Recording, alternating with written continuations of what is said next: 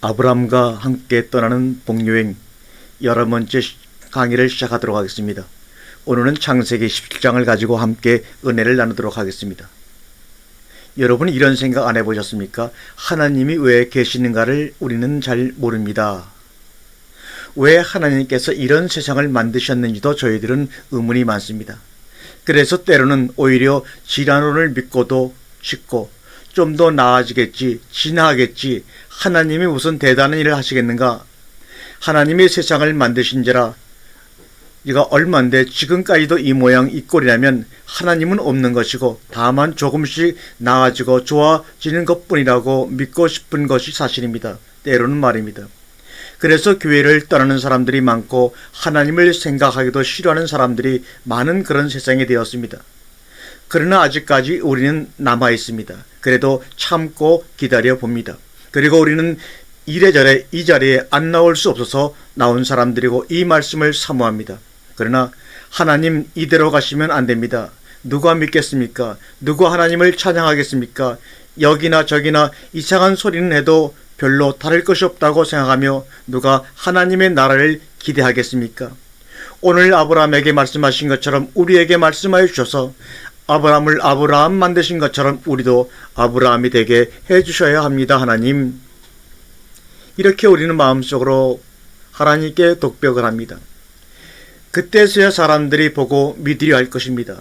긍휼을 베푸사 아브라함에게 말씀하신 것처럼 우리에게도 말씀하시고 아브라함을 아브라함 만드신 것처럼 우리에게도 엘사다이 하나님이 되시기를 바랍니다. 주님의 이름으로 간절히 우리는 기도를 드립니다. 우리는 지난 시간까지 아브라함이라는 사람이 어떤 사람인가를 살펴보았습니다. 아브라함이라는 사람 그렇게 나쁜 사람 아닙니다. 조카롯을 끝까지 돌보는 사람이었고 종들에게도 그렇게 못된 주인이 아니었고 만나를 누기라고 속여서 바로의 재물을 빼앗아 온 적은 있어도 부잣것 좀 빼앗아 왔다고 해서 그렇게 큰 잘못도 아니고 그런대로 괜찮은 아브라함이었습니다. 더군다나 하나님을 안 믿습니까? 믿는 사람입니다. 말씀하시면 따르려고 애를 쓰고 신앙 생활 착실히 하는 아브라함이었습니다. 그런데 아브라함이라는 사람은 항상 문제를 낳습니다. 특히 우리가 지난 시간에는 하갈이라는 여자를 얻어가지고 집안에 분란이 일어나기 시작합니다. 롯 같으면 쫓아내버리면 되겠지만 이건 자기 몸에서 난 자식인데 이걸 어떻게 쫓아냅니까? 내 자식을 그래도 낳아준 여정입니다. 이걸 어떻게 해결해 줍니까? 문제가 자꾸자꾸 꼴을 이어 생기는 것입니다. 오늘날 대다수의 기독교인들이 아브라함입니다. 진실되게 살아보려고 믿음대로 살아보려고 노력을 합니다. 어제보다는 나아지려고 하고 작년보다는 훌륭한 사람이 되려고 많이 노력을 합니다. 그런데 집에를 가면 집안대로 문제가 생기고 회사에 가면 회사대로 문제가 생기고 교회에 오면 교회대로 문제가 생기고 문제를 항상 끌고 다니는 아브라함입니다. 그 아브라함을 하나님은 지금까지 다 지켜보셨습니다. 그러면 하나님께서는 시어머니처럼 잘못할 때마다 이러지 말아라 저러지 말아라 하시면서 아브라함을 고쳐가시는 하나님이시냐 그 말입니다. 오늘날 교회의 문제점과 병폐가 무엇입니까? 설교를 통해서 교인들의 잘못된 것을 좀 고쳐가 보려고 하는 시도가 그렇게 하려면 목사들의 집단이 평신들보다도 더 싸움박질 많이 하고 더 격곤조하고 더 분쟁만 나는 겁니다. 안 되는 겁니다. 설교로는 안 된다는 것을 한국교회가 입증하고 있습니다. 그러니까 사람들이 교회를 떠나는 겁니다. 너보다는 내가 낫다는 겁니다. 너희들 집단보다는 세상 집단이 훨씬 낫다는 겁니다. 우리는 지금 아브라함을 알아야 합니다. 지금의 나를 알아야 합니다. 그러한 지금의 나를 내어놓고 이걸로는 안 되겠어. 이걸로는 해결책이 아닙니다. 하나님 지금의 아브라함을 어떻게 하시렵니까? 그런데 우리는 솔직히 그럴 마음이 없습니다. 아브라함도 그저 하갈 문제, 이스마엘 문제나 잘 처리되면 또 조용히 그냥 살아가지 이만큼 나이 먹고 이 마당에 와서 뭘 더 바라겠느냐 하는 겁니다. 저는 성경을 볼 때마다 성경은 3인칭을 쓰고 있지만 왜 전부 다 1인칭에 대해서 말하고 있느냐 하는 겁니다. 수천 년 전의 이야기가 오늘날 나의 얘기냐 하는 겁니다. 그때마다 경악을 금치 못하는 겁니다. 도대체 하나님은 어느 시대의 하나님이고 누구의 하나님입니까? 지금 컴퓨터가 나오고 비행기가 하늘을 날고 인공위성이 달을 가고 화성을 가는 시대에 도대체 왜 사람은 3000년 전에 아브라함이나 지금의 나나 그렇게 다르지 않습니다. 그런 아브라함을 하나님께서 어떻게 달라지게 하셨느냐를 오늘 말씀하고 있는 겁니다. 여러분, 우리는 하나님 앞에 기도할 일이 있으면 도와주세요라고 하지 마세요. 도와달라는 것은 내가 할 수 없는 일을 당신의 능력으로 하게 해주시고 지금보다는 좀 나아지게 좋아지게 하는 의미일 뿐입니다. 우리는 하나님 앞에 지금의 나로서는 안 될 것 같습니다. 내가 10년 신앙생활을 하고 20년 신앙생활을 했는데 좀 좋아진 것 같긴 한데 달라진 것은 하나도 없습니다. 나를 바꾸어 주십시오, 하나님. 그것이 우리의 신앙의 목적이고 하나님의 뜻입니다. 오늘 말씀 처음은 17장 1절이 아니라 16장 마지막 절을 한번 보고 17장으로 넘어가야 합니다. 첫째, 이스마엘을 낳을 때 아브라함이 86세였더라. 창세기 16장 16절에 하갈이 아브라함에게 이스마엘을 낳을 때 아브라함이 86세이었더라. 창세기 16장 마지막 절은 아브라함이 이스마엘을 낳을 때 86세였더라고 나오고 17장 1절에는 아브라함 99세 때 하나님이 나셨더라고 되어 있습니다. 여기 본문을 보면 이 한 절에 동사가 하나도 없습니다. 여러분들이 어차피 언어 성경을 앞으로 보시게 되니까 좀 이해의 폭을 넓혀 가셔야 하는데 히브리어 문장에는 세 가지가 있습니다. 명사 문장이라는 것이 있고 동사 문장이라는 것이 있고 복합 문장이라는 것이 있습니다. 명사 문장을 쓸 때는 꼭 그 이유가 있습니다. 동사 문장은 다분히 동적입니다. 그래서 어떤 행위나 사건을 동적으로 점진적으로 행해주고 있다라는 것을 강조하기 위해서 동사 문장을 씁니다. 명사 문장은 어떤 동적인 것보다는 정적인 것, 즉 상태나 존재를 말할 때 명사 문장을 씁니다. 그러니까 명사라는 것은 어떤 동적인 의미가 없다는 얘기입니다. 그냥 상태나 존재를 말하는 것입니다. 동사 문장이라는 것은 움직이는 동적인 의미가 있습니다. 그러면 복합 문장이라는 것은 뭐냐? 명사 문장도 동사 문장도 같이 섞여 있다는 겁니다. 그러니까 어떤 상태나 존재를 말하면서 또한 동적인 것을 말을 같이 하는 것이 바로 복합 문장입니다. 그런데 16장 16절은 전부가 다 명사 문장입니다. 왜 명사 문장을 썼느냐? 지금 아브라함의 86세 상태가 뭐냐 하는 겁니다. 아브라함이라는 사람이 86세 되었을 때 어떤 사람이었냐 하는 겁니다. 그 존재에 대해서 말하고자 전부 다 명사 문장을 사용하고 있습니다.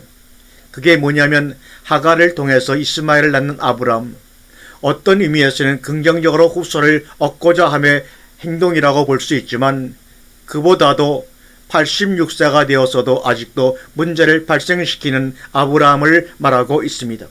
문제 생산 공장입니다. 그것을 명사 문장으로 표현하고 있는 것입니다. 여러분, 우리가 사는 세상은 스티븐 호킹 박사의 말을 빌리지 않더라도 지금은 우주가 빅뱅 시대의 대폭발로 말미암아 먼지 같은 우주가 엄청나게 커져가고 있다는 겁니다.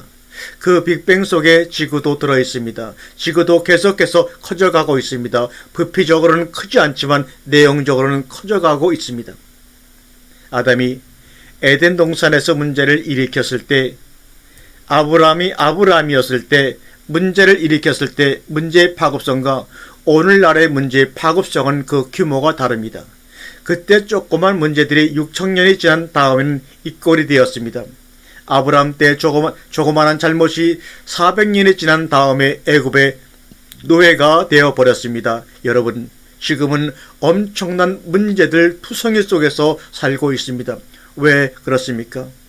교회가 저렇게 많고 청소년을 선도하겠다, 마약 환자를 치료하겠다 하는 기관들이 얼마나 많은데 또 왜 사회는 좋아지지 않고 밝아지지 아니하고 계속해서 절망의 구렁텅이로 빠져 들어가느냐 하는 겁니다.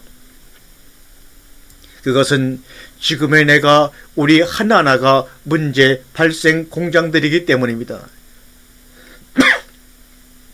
저도 철이 들어가지고 행복에 대해서 조금씩 생각해 보기를 시작합니다. 젊었을 때는 내 개인의 행복만을 추구했습니다. 그런데 조금 철이 들어서는 행복이라는 것이 나 혼자만 행복해서 행복한 것이 아니구나. 나 혼자만 행복하려다가 가정이 불행해지고 나를 아는 모든 사람들이 불행해지는구나. 행복이라는 것은 공유하는 것이지 개인적인 것이 아니구나 라고 하는 철학을 깨달았습니다.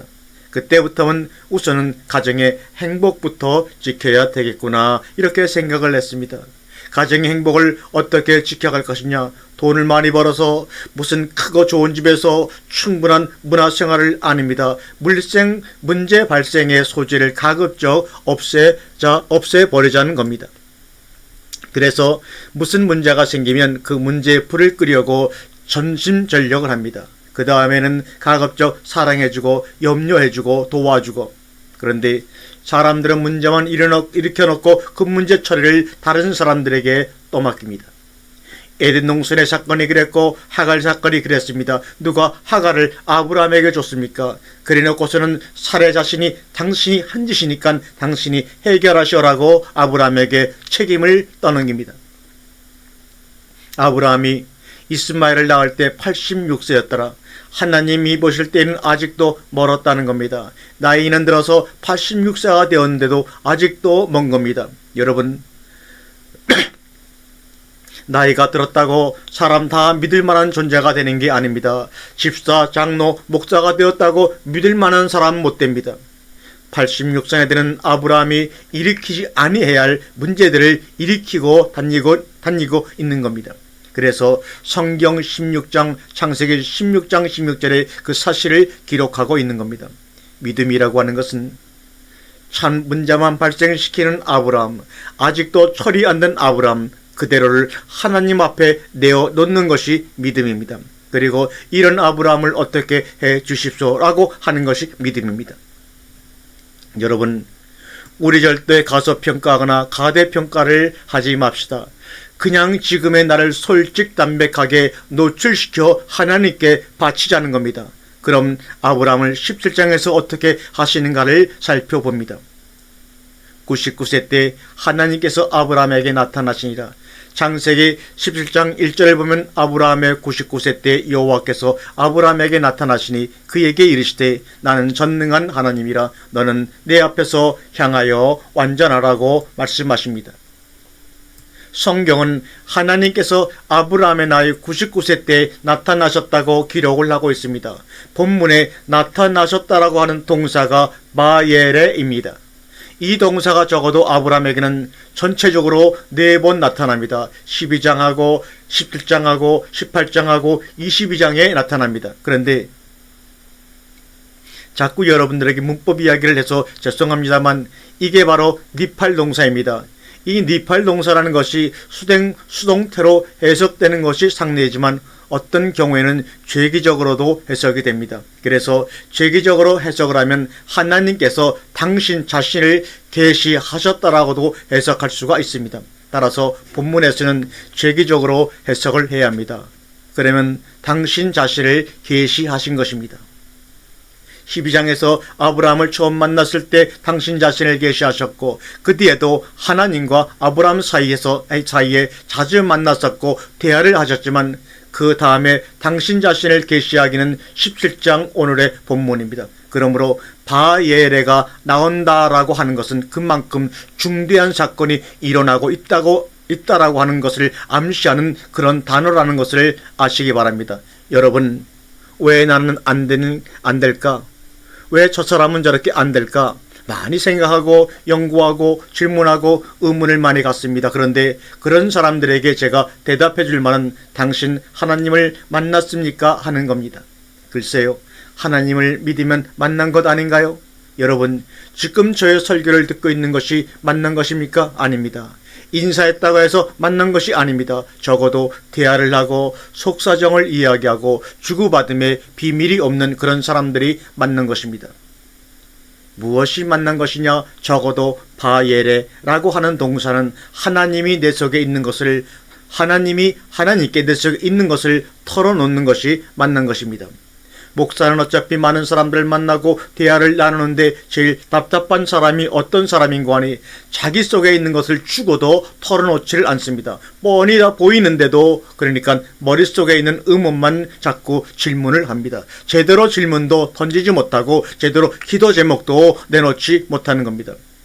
목사님이 나를 어떻게 해주시겠지 하고 기대만 하는 사람들, 만났으면 나 지금 상황이 이러니까 목사님 생각은 어떠십니까 하고 속내를 진실하게 다 털어놔야 하는데 그러지를 않습니다. 여러분, 하나님 앞에 나의 속내를 다 드러내고 그분의 속내를 다 수용하는 것입니다. 서로가 서로를 이해함에 한 점의 티도 없습니다. 이것이 바로 바예레입니다. 지금 하나님은 아브라함에게 나타나셔서 당신의 속 얘기를 하고 싶은 겁니다.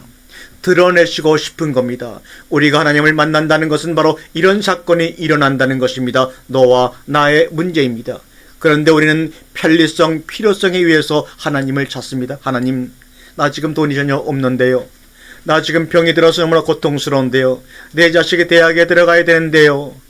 내 아들이 취업을 해야 되는데요. 내 필요성에 의해서만 만나려고 하니까 계시하시지를 않는 것입니다. 야 이놈아, 대학 들어가려면 학원 다니고 커피나게 공부를 해야지. 병 들었으면 병원을 가야지. 누구라도 그렇게 밖에는 말을 못합니다. 저는 이 말씀을 전하면서 보람도 많이 느끼지만 사실은 안타까움이 더 큽니다.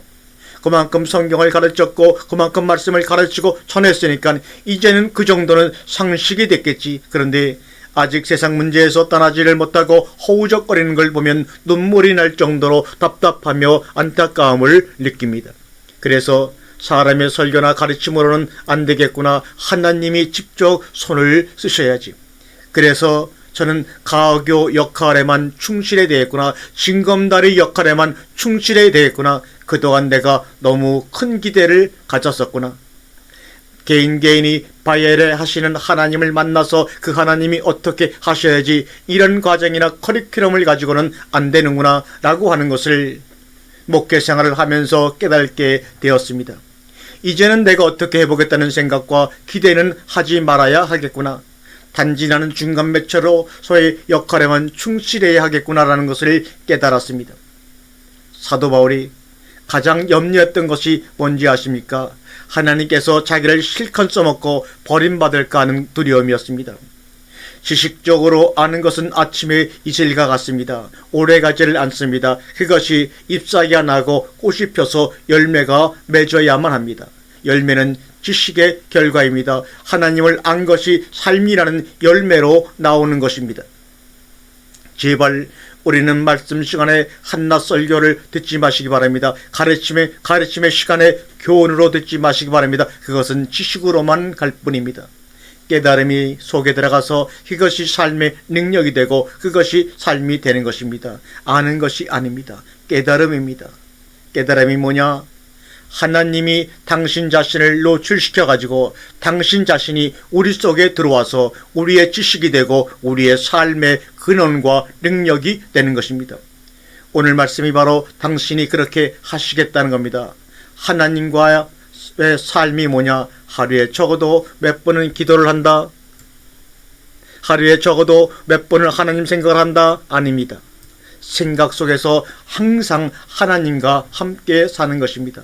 무슨 생각이 떠오르면 그것을 꼭 하나님과 연관을 짓습니다. 말씀과 연관을 시켜서 어떻게 할 것인가를 생각합니다.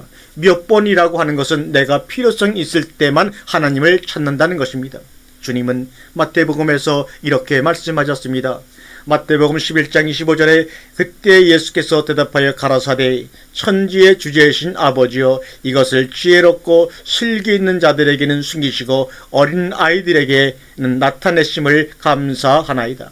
여러분, 이 말씀 가운데서 꼭 기억해야 할 것은 우리가 성경을 좀 알고 말씀을 좀 알았다고 지혜롭고 슬기 있는 자로 자처하면 안 됩니다.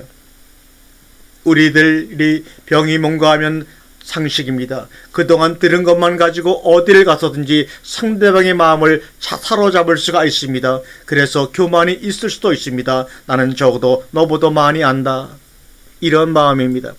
저는 평생을 목회를 하면서 이 설교 한 편 하려고 몇십 년부터, 아니 이 강단에 서기 몇 분 전까지 설교를 보고 또 음미하곤 합니다. 물론 여러분들 생각대로 원고 없이도 대충 설교를 해도 누가 뭐라 할 사람 아무도 없습니다. 그렇게 해도 됩니다. 몰라서 그러는 것이 아닙니다.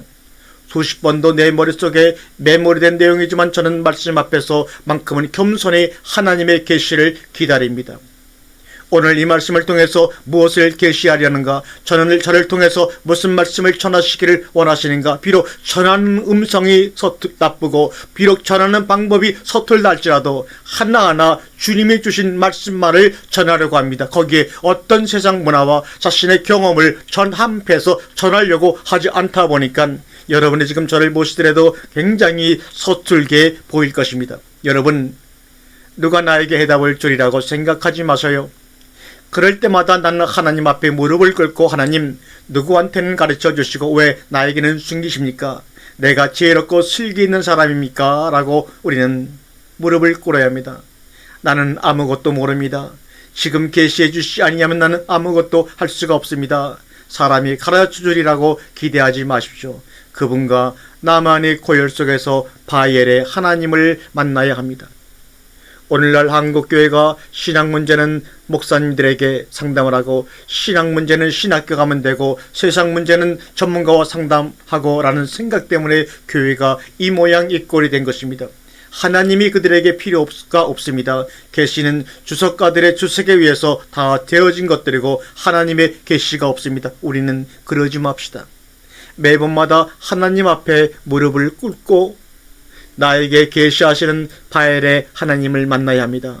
17장 1절의 하반절은 하나님께서 두 마디를 아브라함에게 하십니다.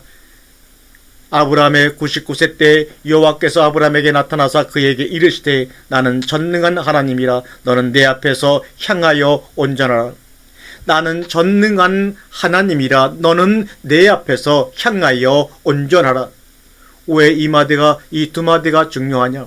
여러분, 우리가 자녀들을 키우면서 다짐하는 작심들이 있습니다. 이제는 잔소리 좀 하지 말아야지. 그러나 그 얘기를 해놓고 돌아서면 또 합니다. 아브라함도 마찬가지입니다. 야, 내 나이가 지금 몇 살이냐? 99 아니냐?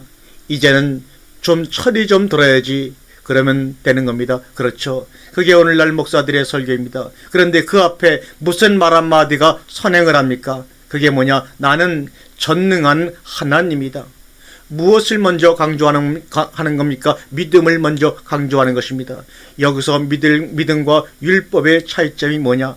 나는 전능한 하나님이다가 선행하면 믿음이고, 너는 내 앞에서 행하여 완전하라 그러면 율법입니다. 율법은 내가 하라는 얘기고 믿음은 내가 하겠다는 겁니다. 여호와 하나님이 엘샤다이 하나님으로 바뀌었습니다. 여러분, 하나님을 믿습니까? 어떤 하나님으로 믿으십니까? 우리는 믿음을 바꾸는 것이 중요한 것이 아니라 믿음의 내용을 바꾸는 것이 중요합니다. 믿음은 사람마다 다 가지고 있는데 내용이 틀려서 문제가 되고 서로 다투고 분쟁하는 것입니다. 엘사다이 하나님, 당신은 무엇이든지 할 수 있는 하나님, 그것을 믿습니다. 그런데 그 무엇이든지가 내 생각이냐 하나님 생각이냐 하는 겁니다.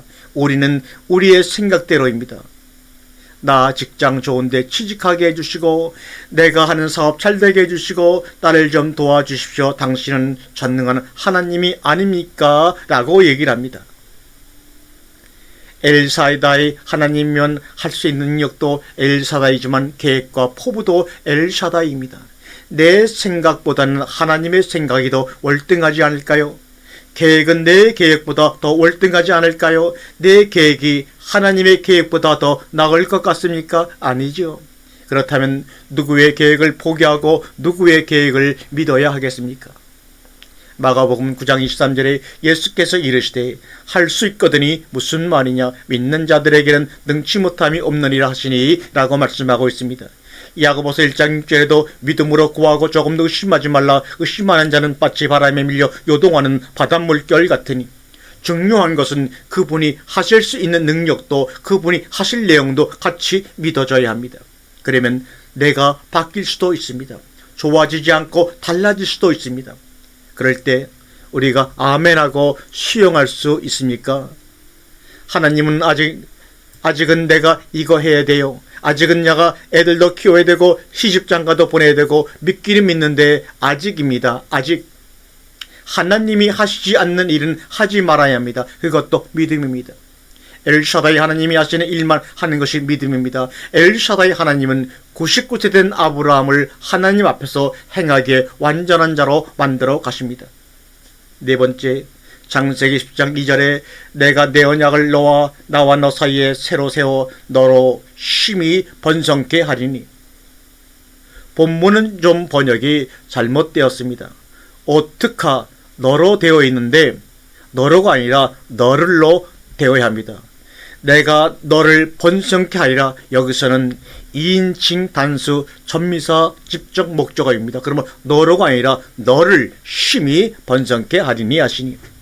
무슨 말인가 하면 뒤에 가서 후손이라는 단어가 붙어 있으면 후손을 많게 하겠다는 말씀이구나 라고 이해할 수 있지만 지금 후손이라는 말씀을 얻고 오테카만 있습니다. 그래서 너를 번성케 하리라 입니다.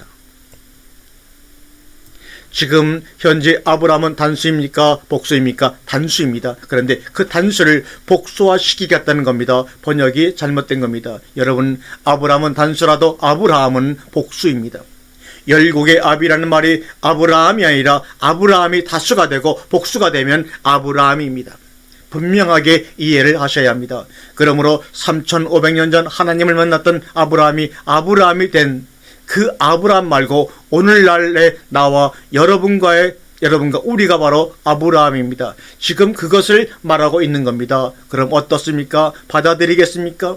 그래서 사도 바울은 갈라디아에서 아브라함의 믿음을 가진 자는 아브라함의 복도 함께 받는다고 한 것입니다.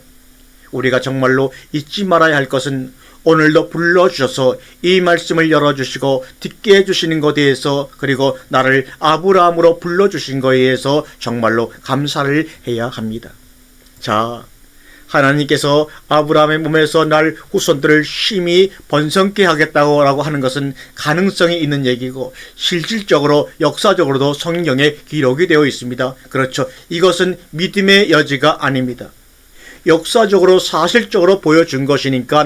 그런데 하나님께서 나는 전능한 하나님이라고 먼저 말씀하신 이유가 무엇인가 하면 너 아브라함 만들어서 그것을 복수화하겠다는 말씀입니다. 두고 봐라 이 말입니다. 두고 봐라. 요한복음을 보면 참 그때 당시 살았던 제자들이 불쌍하다는 생각이 많이 듭니다. 왜냐하면 그것은 헛수와 비에 불과한 것입니다. 전부 다 후대 제자들을 얘기하고 계신 겁니다. 그러니까 그때 당시 제자들이 깨달지를 못하고 이해를 못한 겁니다. 지금 이 사건도 마찬가지입니다. 지금 후대의 아브라함을 말하고 있으니까 당시에 아브라함은 이해를 못하는 겁니다. 지금이야 깨달겠죠. 이 말씀이로구나. 엘샤다이 하나님. 어떤 분이 저에게 그런 말합니다. 목사님, 저도 공부를 하면 되겠습니까? 공부를 해도 돼요가 무슨 말이냐? 엘샤다이 하나님이 뭘 못하시겠습니까?